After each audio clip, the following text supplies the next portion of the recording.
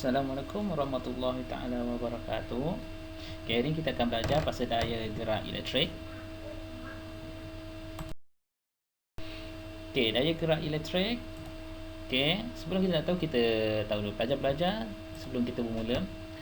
Saya nak tanya, berapakah voltan untuk satu bateri bersaiz AA? Ini dia. Okay, biasanya nilai dia adalah untuk satu adalah 1.5 volt. Okay.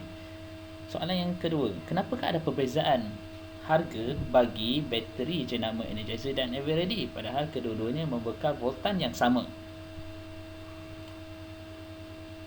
Okey, itu yang kita perlu tahu. Okey, untuk itu mari kita lihat litar di sebelah. Okey, ini merupakan satu litar elektrik di mana nampak ini bateri yang saya sambungkan secara selari dengan voltmeter. Ingat kalau nampak voltmeter disambung secara selari dengan bateri sel kering, bukan bekalan kuasa. Bateri voltmeter disambungkan secara selari dengan bateri, ini litar DGE. Okey. Dan ammeter saya sambung secara sesiri dengan apa ni? Cuba tengok di sini. Switch ini terbuka. Maksud dia tiada arus yang mengalir. Okey, kita setkan satu litar di mana voltmeter disambungkan dengan bateri. Okey, yang saya cakap tadi disambungkan selari. Voltmeter ni sambung selari dengan bateri, maka ini merupakan litar DGE. Kita nak kaji DGE. Okey, switch dibiarkan terbuka. Apa yang kita dapat sebenarnya? Okey, bacaan voltmeter menunjukkan 3.0 volt sebab di sini ada dua bateri lah. Okey, bacaan ini memberitahu bahawa voltan bateri ini adalah 3 volt. Okey, 3 volt ini kita tulis sebagai simbol dia E, kita tak tulis simbol V. Okey, apakah itu E? Bacaan voltmeter 3.0 tersebut kita namakan sebagai daya gerak elektrik. Okey, sebab dia tidak disambungkan lagi dengan litar. Okey, litar luar. Kita tak sambungkan lagi dia punya switch ini. Okey. Bermaksud daya gerak elektrik itu beza keupayaan bateri apabila switch terbuka atau tiada arus mengalir pada litar luar, ataupun dalam bahasa Inggerisnya potential difference of drive cell when the switch is open or there is no current flow for the external circuit. Okey. Apa itu litar luar? External circuit. External circuit ni, litar luar ini yang saya tuju itu adalah litar luar. Okey. Ini dia litar luar. Litar luar mengandung ini dia. Ini litar luar. Okey. Ini litar luar. Di mana perintang duduk di bahagian luar. Okey. Sekarang kita tengok apabila switch disambung. Okey. Ini switch telah disambungkan. Apabila switch disambungkan, so kita tahu tadi nilai ia ada 3 volt ketika switch dibuka. Apa jadi apabila switch ditutup? Sekarang kita tutupkan switch, iaitu kita membiarkan arus mengalir I pada litar luar. Okey, itu adalah I, dia mengalir pada litar luar di sini pada R.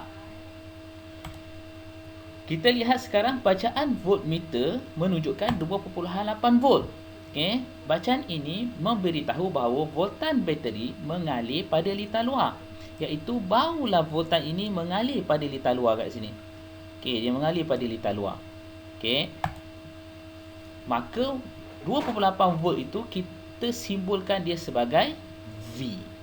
Beza keupayaan. Ingat balik apa maksud beza keupayaan? Okey. Kita namakan apa maksud beza keupayaan? Iaitu kerja yang dilakukan untuk menggerakkan satu kolom charge daripada satu titik ke titik yang lain. Okey, itu pada litar luar lah, iaitu pada satu titik ke titik yang lain. Okey.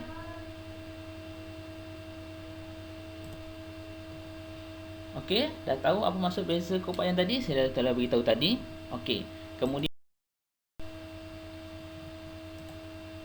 persoalannya, kenapa berlakunya penurunan voltan? Okey, kenapa boleh berlaku penurunan daripada 3 kepada 2.8 volt? Ia disebabkan oleh rintangan dalam, iaitu R kecil yang terhasil pada bateri. Okey, iaitu dia. Ada R. Okey. Apa maksud rintangan dalam? Iaitu rintangan dalam sel yang disebabkan oleh elektrolit dan elektrod. The resistance within a cell due to electrolyte or electrode. So kita tahu dalam bateri adanya mangan, ada karbon, itu yang menyebabkan rintangan yang berlakunya di dalam sel. Okey. Pernah rasa bateri panas? Bateri handset panas semua? Okey, ini sebabkan oleh rintangan dalam. Sebab bila ada rintangan maka suhu bertambah. Okey, itulah dia. So boleh tahu perbezaan antara bateri energizer dan bateri eveready disebabkan oleh rintangan dalam dia. Okey. Okay, kita tengok lagi. Okey, maka kita boleh terbitkan satu persamaan daripada simbol ni. Kita ada simbol E, kita ada simbol V. V ni yang sinilah. Okey, kita ada simbol R kecil, kita ada simbol R besar, kita ada simbol I.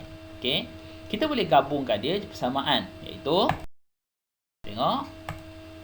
Maka kita boleh terbitkan satu persamaan dari E, V, I and R. Okey. Yang pertama, E sama dengan V tambah IR. Atau E sama dengan I besar, R besar tambah I besar, R kecil. Okey, inilah yang kita perlu ingat.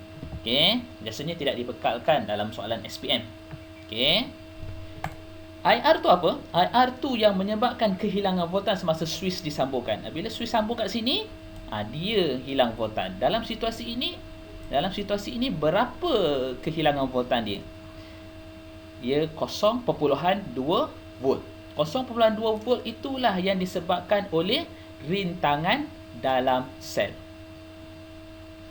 Okey. Okay, kita tengok contoh. Okey. Okey, so kamu boleh baca soalan kat situ. Apabila switch dibuka, okey, kata kunci dibuka, bacaan voltmeter 1.5 volt. Apabila switch S ditutup, bacaan voltmeter dan ammeter 1.35 volt dan 0.3 ampere. Tentukan DGE pada sel ataupun the EMF. B, rintangan dalaman sel. C, rintangan sel. Okey, kita tengok satu demi satu. A, jawapan DGE atau EMF adalah 1.5. Kenapa boleh jadi 1.5? Sebab dalam soalan ni dia cakap dibuka. Switch buka je, bacaan voltmeter, itulah kita namakan DGE. E. Okey. Kita tengok B. Macam mana kita nak cari rintangan dalam? So, kita gunakan formula E sama V tambah IR sebab ada R kecil kat situ. Okey, R kecil kat sini. Okey, so 1.5 itu adalah DGE, 1.35 volt tu adalah V yang tadi tu dalam video sebelum ni, slide sebelum ni. Okey.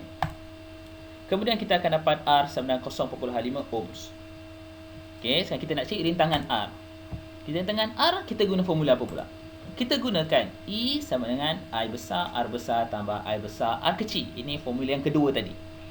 Okey, maka kita dapat 1.5, I masih lagi 0.3, R besar, rintangan di luar, ni rintangan luar ni, external resistance, 0.3 darab 0.5, 0.5 tu internal resistance, rintangan dalam. Maka kita akan dapat R sama dengan 4.5 ohms. Okey.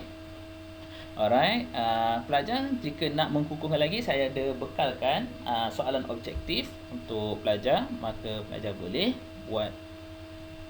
Okey, soalan ini, tajuk ini kamu kena pandai memanipulasikan E sama V tambah IR dan juga E sama dengan IR tambah IR. Kamu akan dapatlah manipulasikan dia, kamu akan dapat. Okey, sekian.